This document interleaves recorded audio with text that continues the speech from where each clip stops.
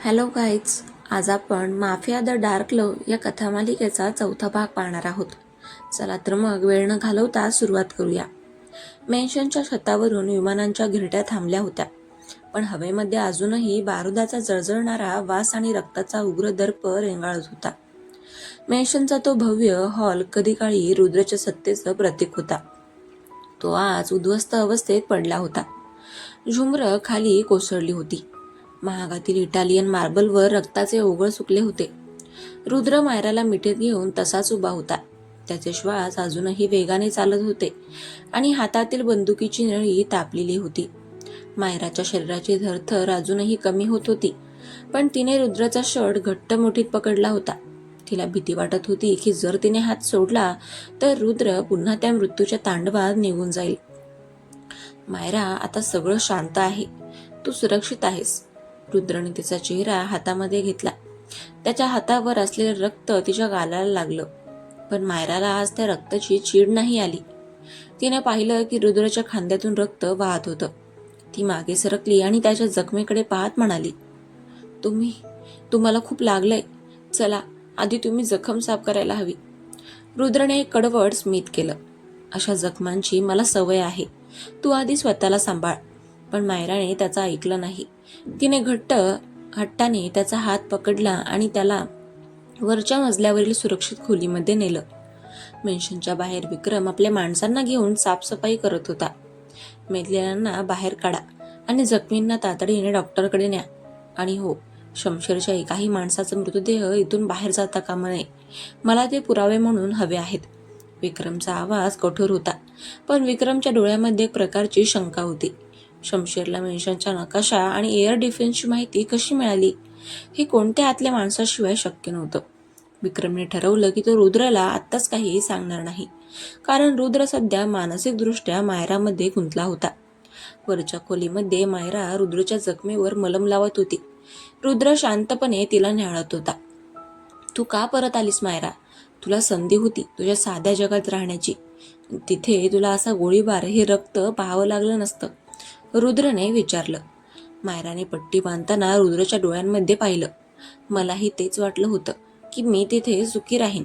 पण रुद्र, तुम्ही मला त्या दिवशी वाचवलं तेव्हापासून माझ्या आयुष्यातली शांतता हरवली आहे. आणि आज जेव्हा शमशेरच्या माणसांनी माझ्यावर हल्ला केला तेव्हा मला समजलं की माझ्यासाठी परतीचे रस्ते तुम्ही नाही, तर तुमच्या शत्रूंनी बंद केले आहेत. आता माझी सुरक्षितता फक्त तुमच्यासोबत राहण्यातच आहे. रुद्रने तिचा हात पकडला. माझ्यासोबत राहणं म्हणजे आगीसोबत खेळण्यासारखं आहे. आज फक्त हेलिकॉप्टर आलं होतं. उद्या बॉम्बस्फोट होऊ शकतो. तू हे सगळं सहन करू शकशील? जोपर्यंत तुम्ही माझ्या पाठीशी आहात तोपर्यंत मी काहीही सहन करायला तयार आहे. मायराच्या आवाजात एक प्रकारचा ठामपणा होता, जो रुद्रला थक्क करून गेला. त्याने कधीच पाहिलं नव्हतं की एक साधी मुलगी इतक्या लवकर माफियाच्या जगाशी जुळवून घेऊ शकते. अचानक खोलीचा दरवाजा वाजला. विक्रम आत आला. त्याचा चेहरा पडलेला होता. भाई, मला तुमच्याशी एकांतात बोलायचं आहे.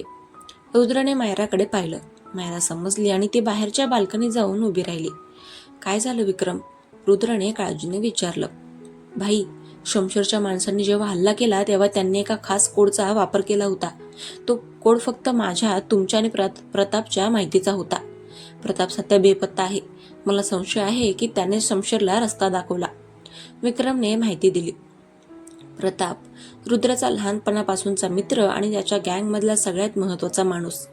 रुद्रचा थरकाप उडाला. जर प्रताप फितूर झाला असेल तर रुद्रच्या सत्तेचा पायाच ढासळला होता.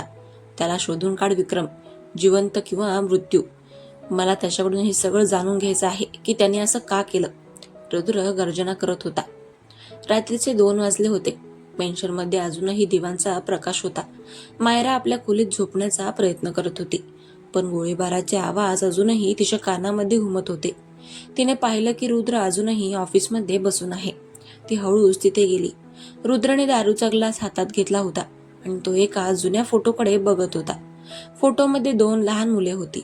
एक रुद्र आणि दुसरा कदाचित प्रताप. मैत्रीत दगा मिळणं खूप त्रासदायक असतं ना? मायराच्या आवाजाने रुद्र भानावर आला. त्याने फोटो बाजूला ठेवला. तुला कसं कळलं? विक्रम जेव्हा तुमच्याशी बोलत होता तेव्हा त्याचा आवाज बाल्कनीपर्यंत येत होता. रुद्र, हे जग खरंच खूप वाईट आहे. इथे रक्ताच्या नात्यावर आणि मैत्रीवरही विश्वास ठेवता येत नाही. मायरा त्याच्या जवळ बसत म्हणाली. रुद्र हसला, पण त्या हास्यामध्ये दुःख होतं. मायरा, या जगात फक्त सत्ता आणि पैसा बोलतो. प्रतापला कदाचित शमशेरने मोठा आमिष दाखवला असेल, पण त्याने हे विसरलं की रुद्राचाच विश्वास तोडण्याची किंमत काय असते. उद्या सकाळी मी शमशेरच्या एका अड्ड्यावर हल्ला करणार आहे. तू इथेच राहा आणि कोणासाठीही दरवाजा उघडायचा नाही. दुसऱ्या दिवशी पहाटेच रुद्राचा ताफा बाहेर पडला. यावेळी त्याने कोणतीही दयामाया न दाखवण्याचं ठरवलं होतं. शहराच्या सीमेवर असलेल्या शमशेरच्या एका मोठ्या गोदामावर रुद्राने हल्ला केला. तिथे प्रचंड प्रमाणात ड्रग्ज आणि शस्त्र साठवली होती. रुद्राने स्वतः पुढाकार घेऊन त्या गोदामाला आग लावली. शमशेरला सांगा, हा फक्त ट्रेलर आहे, फिल्म अजून बाकी आहे. रुद्राने तिथल्या एका वाचलेल्या माणसाला धमकी दिली. पण शमशेर ही कच्च्या गुरूचा चेला नव्हता. त्याने रुद्राला विचलित करण्यासाठी एक नवीन चाल खेळली होती. त्याने मायराच्या वडिलांचा पत्ता शोधून काढला होता. जरी रुद्राने त्यांना सुरक्षित फार्म हाऊसवर ठेवलं होतं, तरीही शमशेरच्या माणसांनी तिथल्या एका पहारेकऱ्याला लाच देऊन माहिती काढली होती. मेन्शनवर मायरा एकटीच होती. विक्रमही रुद्रसोबत गेला होता. मेन्शनवर फक्त काही नवीन पहारेकरी होते. दुपारी 12च्या सुमारास मायराला एक निनावी फोन आला. मॅडम, तुमचे वडील खूप आजारी आहेत. त्यांना तातडीने हॉस्पिटलमध्ये नेलं आहे. तुम्ही लवकर या. पलीकडून एक आवाज आला. मायरा घाबरली. तिने रुद्रला फोन लावण्याचा प्रयत्न केला, पण रुद्रचा फोन आउट ऑफ कव्हरेज होता. तिला वाटलं की वडिलांचा जीव धोक्यामध्ये आहे. तिने रुद्रच्या नियमांकडे दुर्लक्ष केलं आणि एका टॅक्सीला बोलावून ती हॉस्पिटलच्या दिशेने निघाली. तिला माहिती नव्हतं की हे शमशेरने रचलेलं जाळं होतं. ती जेव्हा हॉस्पिटलमध्ये पोहोचली तेव्हा तिथे शांतता होती. तिला एका खोलीत नेण्यात आलं, पण तिथे तिचे वडील नव्हते, तर शमशेरची माणसं आहे. स्वागत आहे मायरा मॅडम. रुद्रची कमजोरी आता आमच्या हातात आहे, त्यातील एक जण म्हणाला. मायरा ओरडणार इतक्यात तिच्या तोंडावर रुमाल दाबला गेला आणि ती बेशुद्ध झाली. संध्याकाळी जेव्हा रुद्र मेन्शनवर परतला तेव्हा त्याला मायरा कुठेच दिसली नाही. मायरा कुठे आहे? त्याने तिथे असलेल्या पहारेकऱ्याला विचारलं. भाई, त्या दुपारी एकट्याच बाहेर गेल्या. त्यांनी सांगितलं की खूप महत्वाचं काम आहे. तो पहारेकरी थरथर कापत म्हणाला. रुद्रने आपल्या हातातील बंदूक काढली आणि त्या पहारेकऱ्याच्या पायावर गोळी झाडली. तुला सांगितलं होतं ना की तिला बाहेर जाऊ दे नकोस. रुद्र पिसाळल्यासारखा झाला. त्याला लगेच समजलं की हे शमशेरचं काम आहे. त्याने तातडीने शमशेरला फोन केला. रुद्र, तुझी चिमणी माझ्या पिंजऱ्यात आहे. जर तुला तिला जिवंत बघायचं असेल तर आज रात्री समुद्राच्या कडेला असलेल्या त्या जुन्या बंदरात ये. आणि हो, एकटाच ये. जर तुझ्यासोबत एकही माणूस दिसला तर मायराचे तुकडे करून समुद्रात फेकून देईन. शमशेर पलीकडून हसून म्हणाला. रुद्रच्या आयुष्यातील ही सर्वात मोठी परीक्षा होती. त्याला माहिती होतं की शमशेर त्याला मारण्यासाठी तिथे बोलावतोय, पण मायरासाठी तो स्वतःचा जीव द्यायलाही तयार होता. विक्रमने त्याला अडवण्याचा प्रयत्न केला. भाई, हे सुसाईड मिशन आहे. तुम्ही एकटे जाऊ नका. विक्रम, आजवर मी सत्तेसाठी लढलो, पण आज मी माझ्या अस्तित्वासाठी लढणार आहे. मायरा जर गेली तर या रुद्राला काहीच अर्थ उरणार नाही. तू बॅकअप तयार ठेव, पण माझ्याजवळ कोणीही यायचं नाही. रुद्रने आदेश दिला. रात्रीचे 12 वाजले. समुद्राच्या लाटांचा आवाज प्रचंड येत होता. जुन्या बंदरात सगळीकडे अंधार होता. रुद्र आपल्या गाडीतून उतरला. त्याच्या हातामध्ये फक्त एक बंदूक होती.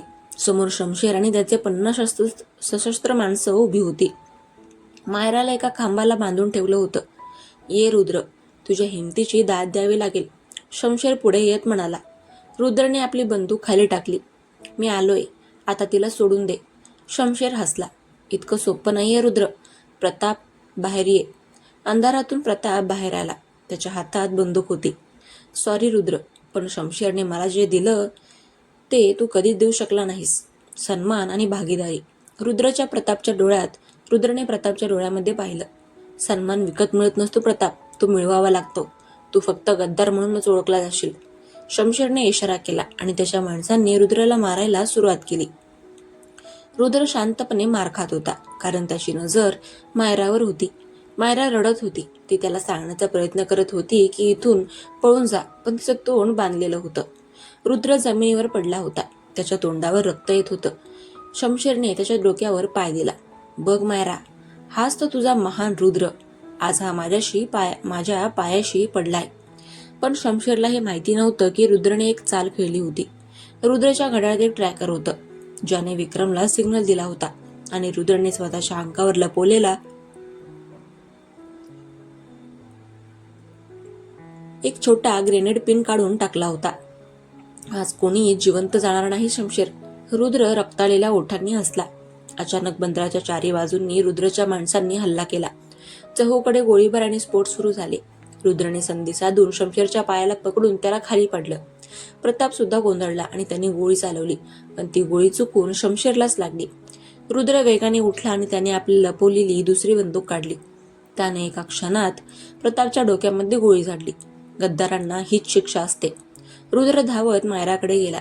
त्याने तिचे बंध तोडले. मायरा त्याच्या मिठीत पडली. रुद्र, तुम्ही का आलात? तुम्हाला काही झालं असतं तर? मी सांगितलं होतं ना मायरा, मृत्यूचाही तुझ्यावर हक्क नाही, फक्त माझा आहे, रुद्र तिला उचलताना म्हणाला. मेन्शनवर परतताना पहाट झाली होती. शमशेर आणि प्रतापचा खेळ आता संपला होता. रुद्र जखमी झाला होता, पण तो जिंकला होता. त्याने मायराला आपल्या हृदयाशी धरलं होतं. कथेचा हा भाग संपला, पण रुद्रच्या साम्राज्यात आता शांतता येईल की पुन्हा एखादं नवीन वादळ उठेल? शमशेरचा बॉस झैदचा भाऊ आता सुडाच्या अग्नीत उडी घेणार होता. समुद्राच्या लाटांचा तो उग्र वास आणि आवाज आणि रक्ताने माखलेलं ते जुनं बंदर आता मागे सुटलं होतं. पण त्या रात्रीने रुद्रच्या आणि मायराच्या मनावर जे ओरखडे उमटवले होते ते पुसणं इतकं सोपं नव्हतं. पहाटेची दुसरं तांबड फुटू लागली होती, जेव्हा रुद्राचा ताफा पुन्हा एकदा ब्लॅक मॅन्शनच्या गेटमध्ये शिरला. रुद्र गाडीच्या मागच्या सीटवर मायराला पोटाशी धरून बसला होता. मायराचं डोकं त्याच्या खांद्यावर होतं. तिचे डोळे थकव्याने आणि रडून सुजले होते. रुद्रचा पांढरा शर्ट आता पूर्णपणे लाल झाला होता.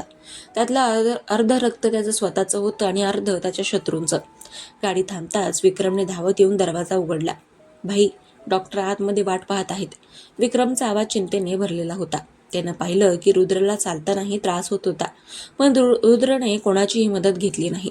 त्याने मायराला हळुवारपणे गाडीतून उतरवलं. मायरा अजूनही धक्क्यात होती. तिचे पाय जमिनीवर थरथरत होते. रुद्रने तिचा हात घट्ट पकडला. विक्रम, मेन्शनच्या चारी बाजूने सुरक्षा दुप्पट कर. जोपर्यंत मी सांगत नाही तोपर्यंत साधी चिमणीही आत येता कामा नाही. रुद्रने आदेश दिला आणि तो मायराला घेऊन आपल्या खासगी खोलीकडे वळला. खोलीमध्ये आल्यावर रुद्रने मायराला सोफ्यावर बसवलं. मेन्शनमधील एक दासी धावत आली आणि तिने मायराला पाणी दिलं. मायराने पाण्याचा ग्लास हातात घेतला, पण तिचे हात इतके कापत होते की पाणी सांडलं. रुद्रने स्वतः तो ग्लास घेतला आणि तिला पाणी पाजलं. मायरा, तू सुरक्षित आहेस. आता कोणीही तुला हात लावू शकणार नाही, तो अतिशय शांत आणि गंभीर स्वरात म्हणाला. मायराने रुद्रकडे पाहिलं. रुद्रच्या चेहऱ्यावर जखमा होत्या. कपाळावरून रक्ताची एक धार वळली होती. तुम्ही माझ्यासाठी प्रतापला मारलं? तो तुमचा मित्र होता ना? मायराचा आवाज कापत होता. रुद्रने एक दीर्घ निश्वास टाकला. प्रताप माझा मित्र होता, जोपर्यंत त्याने तुझ्याकडे वाकड्या नजरेने पाहिलं नव्हतं. ज्या क्षणी त्याने तुला ओलीस ठेवलं आणि शमशेरशी हात मिळवणी केली, त्याच क्षणी तो माझ्यासाठी मेला होता. माझ्या जगात मैत्रीला किंमत आहे, पण गद्दारीला फक्त मृत्यूची शिक्षा आहे. रुद्र उठला आणि त्याने खिडकी बाहेर पाहिलं. बाहेर सूर्य उगत होता आणि त्याच्या आयुष्यातला अंधार मात्र वाढतच चालला होता. तितक्यात डॉक्टर तिथे आले. त्यांनी रुद्रला बेडवर झोपायला सांगितलं, जेणेकरून ते त्याच्या जखमा शिवू शकतील. भाई, तुम्हाला भूल द्यावी लागेल. जखम खूप खोल आहे, डॉक्टर म्हणाले. पण रुद्रने नकार दिला. भूल नको, मला शुद्धीत राहायचं आहे. मला ही दुःख आणि ही वेदना अनुभवायची आहे, जेणेकरून मला आठवण राहील की माझ्या एका चुकीमुळे मायराचा जीव धोक्यात आला होता. डॉक्टरांनी भूल न देताच टाके घालायला सुरुवात केली. रुद्रच्या जबड्याचे स्नायू ताणले गेले. त्याचे हात बेडच्या चादरीला घट्ट पकडून होते, पण त्याच्या तोंडून साधी कळही निघाली नाही. मायरा हे सगळं लांबून बघत होती. तिचे डोळे पुन्हा भरून आले. एका माणसाची सहनशक्ती इतकी कशी असू शकते की या माणसाने स्वतःच्या संवेदनाच मारून टाकल्या आहेत. दिवस सरला आणि मेन्शनवर पुन्हा एकदा तणावाची शांतता पसरली. शमशेर आणि प्रतापच्या मृत्यूनंतर अंडरवर्ल्डमध्ये रुद्राचं नाव एका दहशतीचं दुसरं नाव बनलं होतं. पण रुद्रला माहिती होतं की हे संपलेलं नाही. झैदचा मोठा भाऊ जोरावर, जो दुबईहून आपले व्यवहार सांभाळत होता, त्याला आपल्या भावाच्या आणि शमशेरच्या मृत्यूची बातमी मिळाली होती. जोरावर हा रुद्रापेक्षा जुना आणि अनुभवी खेळाडू होता. तो सरळ युद्ध करण्याऐवजी मानसिक खेळ खेळण्यात पटाईत होता. दुपारच्या वेळी मायरा बाल्कनीमध्ये उभी होती. तिने पाहिलं की खालच्या बागेमध्ये विक्रम आणि त्याची माणसं रुद्रच्या जुन्या आठवणी जाळत आहेत. प्रतापचे फोटो आणि त्याचे कपडे. मैत्रीचा शेवट इतका भयानक असू शकतो हे पाहून तिला शहारा आला. ती खाली खाली गेली आणि विक्रम जवळ थांबली. विक्रम, रुद्रची तब्येत कशी आहे? विक्रमने तिच्याकडे पाहिलं. त्याच्या नजरेत आता मायराबद्दल आदर होता. बाई ठीक आहेत मॅडम, पण ते कोणाशीच बोलत नाहीयेत. ते फक्त शस्त्र साफ करत बसले आहेत. जेव्हा बाई गप्पा असतात तेव्हा समजावं की एखादं मोठं वादळ येणार आहे. जोरावरने निरोप पाठवलाय. त्याने सांगितलं की रुद्रने जे काही कमावलंय तो एका रात्रीत धुळीला मिळवेल. मायरा रुद्रच्या खोलीमध्ये गेली. तिथे अंधार होता. फक्त एका मेणबत्तीचा प्रकाश होता. रुद्र जमिनीवर बसून आपली लांब नळीची बंदूक साफ करत होता. रुद्र, हे कधी थांबणार? तिने विचारलं. रुद्रने बंदूक बाजूला ठेवली आणि तिने पाहिलं की त्याचे डोळे लाल झाले आहेत. थांबणार नाही मायरा, आता जोरावर येतोय. त्याला पैशांची किंवा सत्तेची भूक नाहीये. त्याला फक्त माझ्या रक्ताची तहान आहे आणि तो तुला पुन्हा लक्ष बनवू शकतो. म्हणून मी ठरवलंय की तुला काही दिवसांसाठी शहराबाहेर एका अशा जागी पाठवायचं जिथे माझं सावटही पोहोचणार नाही. नाही, मायरा ओरडली. मी कुठेही जाणार नाही. मी पळून गेले आणि पुन्हा मला कोणीतरी पकडलं तर? त्यापेक्षा मी तुमच्या नजरेसमोर इथेच पेन्शनवर सुरक्षित आहे आणि मला आता तुमची सोबती हवी आहे. मला भीती वाटत नाहीये आता. रुद्रला आश्चर्य वाटलं. ज्या मुलीला तो पीडित समजत होता ती आता त्याच्या खांद्याला खांदा लावून उभी राहण्याची भाषा करत होती. त्याने तिचा हात धरला आणि तिला आपल्या जवळ ओढलं. हे जग तुझ्यासाठी नाहीये मायरा. इथे रोज मृत्यूचं तांडव होतं. तू एक साधी मुलगी आहेस. तुला स्वप्न बघायचा अधिकार आहे. माझी स्वप्न आता तुमच्याशी जोडली गेली आहेत रुद्र. मायरा पहिल्यांदाच इतकी मोकळेपणाने बोलली. दोघांच्या नजरा एकमेकांमध्ये गुंतल्या. त्या अंधाऱ्या खोलीत मृत्यूच्या छायेत एका प्रेमाचा अंकुर फुटू लागला होता, जो दोघांनाही मान्य नव्हता, पण तो नाकारणंही अशक्य होतं. रात्रीच्या वेळी मेन्शनवर अचानक फोन वाजला. विक्रमने फोन उचलला आणि त्याचा चेहरा पांढरा पडला. त्याने धावत जाऊन रुद्रला सांगितलं, भाई, आपल्या गोदामावर नाही तर आपल्या पोर्टवर असलेल्या जहाजांवर हल्ला झालाय. पण विचित्र गोष्ट अशी आहे की जोरावरच्या माणसांनी काहीही चोरलं नाही. त्यांनी फक्त आपल्या जहाजांवर काळी सावली असं लिहून ठेवले. रुद्र सावध झाला. काळी सावली हे त्याच्या वडिलांच्या मृत्यूशी संबंधित असलेलं एक गुपित होतं. जोरावरला हे कसं माहिती पडलं? रुद्रने तातडीने गाडी काढली. मायरा, तू वरच्या खोलीत जा आणि दरवाजा लॉक कर. विक्रम, तू इथेच राहा. रुद्र पोर्टवर पोहोचला. तिथे सगळीकडे धूर होता. जहाजांवर मोठ्या अक्षरात काळी सावली असं लिहिलं होतं. रुद्रने तिथे असलेल्या एका जखमी माणसाला विचारलं, कोण होतं ते? त्या माणसाने एक चिठ्ठी रुद्रच्या हातात दिली. चिठ्ठीमध्ये लिहिलं होतं, रुद्र, तू तुझ्या वडिलांचा खून केलास हे मायराला माहिती आहे का? की तू अजूनही तिला तुझ्या प्रेमाच्या जाळ्यात अडकवून ठेवला आहेस. रुद्रच्या हातातील चिठ्ठी थरथरू लागली. हे एक असं सत्य होतं जे त्याने स्वतःच्या काळजात गाळून ठेवलं होतं. त्याचे वडील हे एक मोठे माफिया होते आणि रुद्रने स्वतःच्या हाताने त्यांना गोळी घातली होती, कारण त्यांनी रुद्रच्या आईवर अन्याय केला होता. पण हे सत्य जर मायराला कळलं तर ती त्याचा तिरस्कार करेल. जोरावरने रुद्रच्या सगळ्यात कमकुवत नसेवर हात ठेवला होता. रुद्र मेन्शनवर परतला तेव्हा तो खूप अस्वस्थ होता. तो मायराच्या समोर जाण्यास कचरत होता. मायरा हॉलमध्ये त्याची वाट पाहत होती. काय झालं रुद्र? तुम्ही इतके घाबरलेले का दिसत आहात? तिने काळजीने विचारलं. काही नाही मायरा, फक्त कामाचा ताण आहे. तू झोपायला जा, रुद्र तिच्याकडे न बघता म्हणाला. पण मायराला संशय आला. तिनं पाहिलं की रुद्रच्या खिशातून एक चिठ्ठी खाली पडली आहे. रुद्र आपल्या खोलीत गेल्यावर मायराने ती चिठ्ठी उचलली आणि वाचली.